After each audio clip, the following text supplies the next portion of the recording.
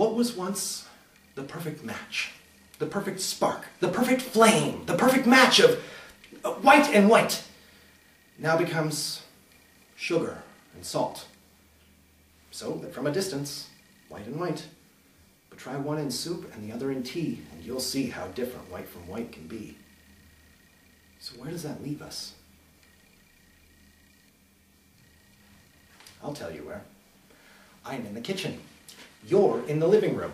And you call out, "Where are you?" And I call out, "I'm in the kitchen." But you can't hear me, so you call out, "Where are you?" And I call out, "I'm in the kitchen." But you can't hear me, so you call out, "Where are you?" And I call out, "I'm in the kitchen." But you can't hear me. And I think to myself, yes you can. Yes you can, so hear me. You just want me to come. You want me to come like a dog. Well, you're allergic to dogs, so why do you want me to act like one? And you call out, "Where are you?" And I call out, "I'm in the fucking kitchen, you fuck!" You come into the kitchen and you say, "Well, what was that all about?" I say, "I am in the kitchen." You say, "Well, why didn't you just tell me?" And I say, "I did!" You say, "Well, you didn't have to yell." Now, what can I do then? Well, I can do two things, A or B. A, I can stab you 27 times with a bread knife. 28 counting 0. And when I do, I think three things. And the first thing I think is, I guess that psychic was right when she told me to stay away from sharp objects.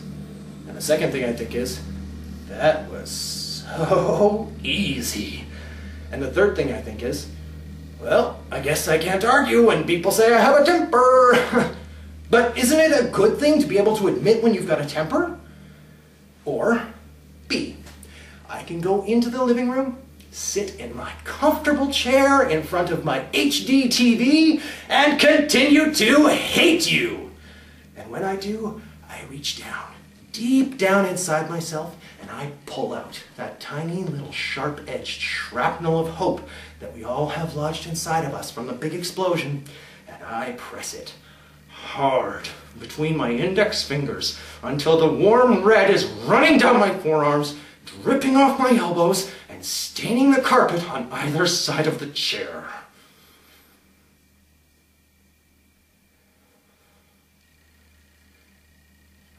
But either way, A or B, it's a bucket of blood. And where does that leave us but with our love being reduced to being nothing more than the body in the next room?